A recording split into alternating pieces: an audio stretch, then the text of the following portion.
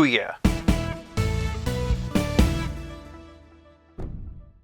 Welcome to 5 Points of Articulation. Today, I'm taking a look at the all-new DC Multiverse Rebirth style Cyborg by McFarlane Toys. Starting with the packaging, and Cyborg comes in our standard DC Multiverse window box. Wait a minute, that name isn't Batman! On the spine, we can see this version of Cyborg is from DC Rebirth, and then on the back, we can see some artwork from, I don't know, when Cyborg was in that movie, Pixels? I could look it up, but I don't wanna. Once again, I do really hope at some point McFarlane starts putting on the box where these things come from. China. While I'm down here, for those searching in store for Cyborg, here's the UPC. For packaging, I'm giving Cyborg 5 points. Moving on to presentation, and Cyborg stands at 7 1/4 inches, or 18.5 centimeters, and is mostly reuse of Murder Machine Batman. So much reuse, in fact, that I'm astonished it's taken McFarlane this long to make this figure. The head and torso are new, but the arms, hands, diaper, legs, and feet are all reused. Just to be clear, I'm not complaining about this. There's enough of Cyborg in there that this does work for me. Still, the reuse does mean that there's going to be some extra details or some that are a little bit off. Fortunately, the head and torso are pretty on point. This is a very solid head design for Victor. McFarlane's done a great job of texturing the hair, and all the techie parts look good. I also like that little extra glint in the red eye. The Cyborg logo's been painted nicely, and all those necessary panel lines are present and accounted for. I do feel like the grooves should be a little bit deeper here to better match up here. Still, I am overall pretty impressed with what I'm seeing. One thing I can see collectors being divided on is his paint job. The figure has been cast in black plastic with silver painted over, and admittedly there is a bit of streaking and modeling in there. Personally, I like it. I think it adds depth and realism and gives him a bit of a battle-worn feel. Still, I could see people preferring it to be a cleaner, brighter silver, and I totally get that. In fact, I would love to see somebody go over this whole thing with one of those reflective silver markers. That said, I don't know how those would work on the softer pieces like the shoulder pauldrons or the diaper. If it worked though, it would look really cool. I'm really hoping these little red arrows aren't supposed to be lights, cause if so, that's kinda cheap. I'm just gonna assume those are little painted markers. Either way, there's lots of detail in here, and since Murder Machine is just Batman as Cyborg, it does make sense. Even though I like the messy paint, I do want to be fair, so factoring that in with the minor inconsistencies with the source material and for presentation, I'm giving Cyborg 4 points. Moving on to Poseability, and never having gotten Murder Machine, I am pretty excited to see what this body can do. From the top, and predictably, Cyborg's head is on a dumbbell joint. I'm pretty disappointed by how little he can look up. Down's alright though. Decent enough tilt, and of course all the way around. Moving down, he can raise his arms over 90 degrees in spite of the shoulder armor, and he also has that rotator cuff. He also benefits from bicep swivel, double jointed elbow with the nice deep bend I've come to expect, and those early McFarlane wrist balls that can swivel and hinge either up or down or side to side. Shifting to the torso, and Victor has a diaphragm joint and a dumbbell waist. He can arch back this far, which is what I want to see in a flying character. In combination with his neck articulation, that's what that looks like. In context, it's not that bad, but he can unfortunately only hunch forward this far. Fortunately, Cyborg gets a side-to-side tilt, and of course twist. Below the shiny silver diaper, and Vic has those typical DC Multiverse hips. He can kick about 90 degrees, but only split about this wide. Still, that's fine for me. To his credit, Victor does have better twist in the hip than I was expecting, given how old this body is. And then of course moving down, he's got double jointed knees with a very good bend. A reminder about that joke from Justice League where he says his toes hurt. And old school DC Multiverse style ball ankles that can swivel, hinge, and like Cyborg, from a core member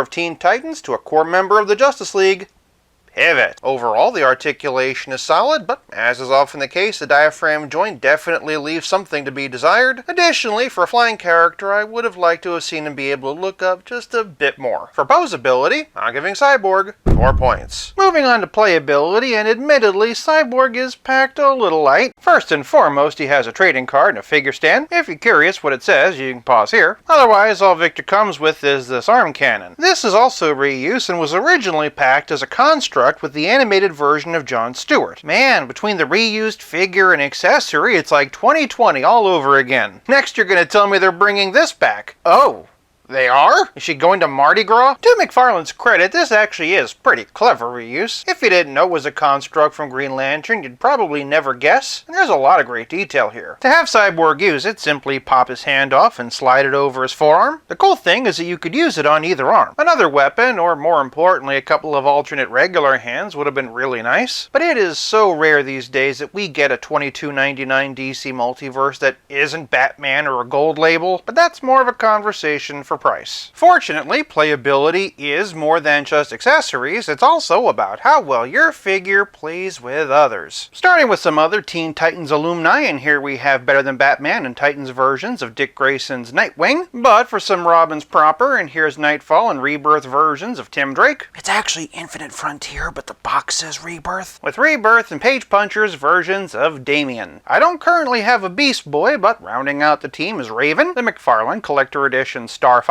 as well as the Collector Edition Connor Kent, the Titans Wave Donna Troy, the Titans Wave Arsenal, and the Page Punchers Aqualad. For a couple of speedsters, and here's Kid Flash and Impulse, and even though it's the movie version, Jaime Reyes Blue Beetle. Graduating from Teen Titans to Justice League, and here we have Hush and Action Comics 1000 versions of Superman, as well as DC Classic and Crisis on Infinite Earths. From Man of Steel to Cape Crusader, and here we have Rebirth and 3 Jokers versions of Batman, blue and gray and black and gray versions of Hush, and blue and gray and black and gray versions of Nightfall. Completing the DC Trinity, and here we have Collector Edition and Fury of the Gods versions of Wonder Woman. I included the movie version because it's the closest thing we have to DC Rebirth, but for the rest of the Justice League, and here we have Rebirth and Flashpoint versions of Barry Allen, with the Plastic Man Wave version of Aquaman, and Endless Winter with the alternate Barry Allen head. For a couple of Green Lanterns, and here's the Silver Age Hal Jordan with the Endless Winter John Stewart, and lastly, here he is with the Justice League movie Cyborg. Of course, I know a bunch of you would never forgive me if I didn't do this head swap, so here you go. And if you wanted a live-action Cyborg closer to how he looked at the end of Justice League, this is a good fit. Even if you wanted to fudge it into your comic shelf, this still would look good. And hey, I'm sure some of you are curious if you could use these parts for Cyborg Superman. The leg is unfortunately way too long for Action Comics 1000, and unfortunately I cracked the joint in the process of doing that swap, so I'm not going to be doing any more. Sorry about that. Also, for anyone wondering, I do not have the Flashpoint Wave Build-A-Figure. For a relative scale comparison, here's Cyborg with Pizza Spidey and the Spectacular Spider-Man, and as always, here he is with Stealth Iron Man. According to Google, and Cyborg is 6'6", so standing taller than some of his fellow heroes is actually comics accurate. Additionally, between the Justice League and the Teen Titans, this is a version of the character we've just plain needed for a while now. I like the arm cannon, but I do wish he came with a bit more. For playability, I'm giving Cyborg 4 points. This leaves us with nothing left to discuss but the price. The fact that I criticized the figure for not having more accessories might make you think I'm gonna dock it for the cost, but that's actually not the case. With most $22.99 DC Multiverse figures lately being either Batman or a Platinum Edition, I'm really happy. The way things have been going, there's a better than even chance this would have been a Page Punchers, a Fidgetal, or a $30 Collector Edition. For price, I'm giving Cyborg 5 points, averaging out to a grand total of 4.4 out of 5.